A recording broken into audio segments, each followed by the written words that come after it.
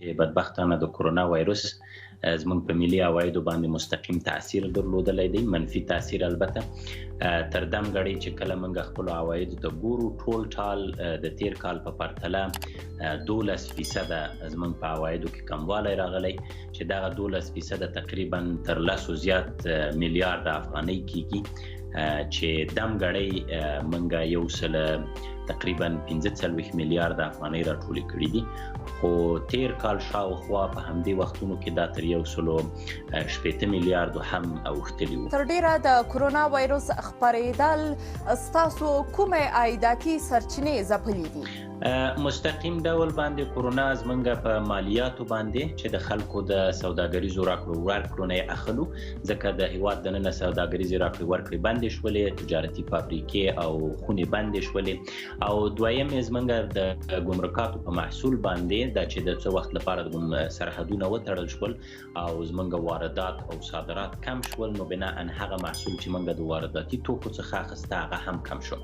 خو دریمه طبقه چې په دریم کټګوري کې راځي هغه خپله د دولت د خدمتونو څخه چې کوم فیس یا عواید ترلاسه کېدل، ځکه د څه مودې لپاره دولت هم خپلې دروازې وتړلې او مراجعین نه وو، نو بنا هغه عواید چې دولتي ادارو راټولول هغه هم ودرېدل. نو د دې جبران لپاره به څه کوئ؟ څه پلان لرئ؟ تر دې دمه لاس په کار سوي یاستئ؟ کوشش مو دا دی چې په ملي بودیجه کې د تغییراتو د راوستلو له امله چې څه بودیجه یا بعضې پروژې مو ودرولې، ځینې پروژې مو ټال کړلې آینده کال ته، او په عادي بودیجه کې مو هم تغییرات راوستل تر څو د کرونا سره موثره مبارزه وشي، نو هغه خپل ټاکل شوی هدف مو راټیټ کړه. اوس نو زموږ ټول ټال ټاکل شوی هدف د کال تر پای پورې 170 میلیارډ افغانۍ دی، او موږ کوشش کوو چې دغه هدف ته ځان ورسوو تر څو د بودیجې په تطبیق کې د کوم مشکل سره مخامخ نشو. نو مسجدي صاحب، تاسو د بودیجې خبره وکړله، د عوایدو کموالی حکومت د بودیجې په برخه کې له ستونزو سره نه مخامخ کوي؟ د دې ترڅنګ چې زموږ عواید کم شول، بیا نړیوالو همکارانو هم زموږ سره مرستې وکړلې، چې دغه د نړیوالو همکارانو مرستې او زموږ د بودیجې تغییرات باعث د دې شول چې موږ په خپله بودیجه کې د غټ مشکل سره مخامخ نشو.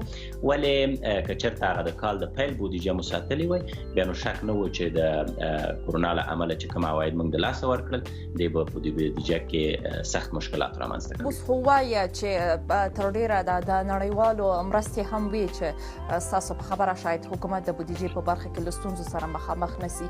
راتلونکي کال لپاره څه کوئ؟ داسې ښکاري چې د کرونا وایروس دغه ستونزه او دا کوم بحران چې رامنځته کړی دا خو زر نه حل کیږي. بودیجه مو د راتلونکو کلونو د اقتصادي حقیقتونو واقعیاتو په اساس جوړه کړې ده.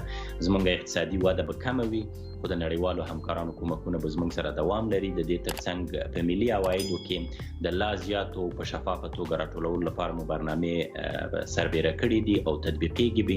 پروژې مو هم هغسې پروژې نیولې دي چې باید تطبیق ته وسپارل شي تر څو د کارموندنې په برخه کې، د فقر سره د مبارزې په برخه کې، او بیرته د افغانستان د اقتصادي وده کې زموږ سره مرسته وکړي. له کرونا وایروس پرته د جګړې دوام او د سولې په خبرو کې نه پرمختګ دا ستاسو پر عوایدو باندې څومره اغیزه کړې ده؟ دا خو یو عیني واقعیت دی چې د جنګ په موجودیت کې اقتصاد هغه رقم چې باید وده وکړي نشي کولی.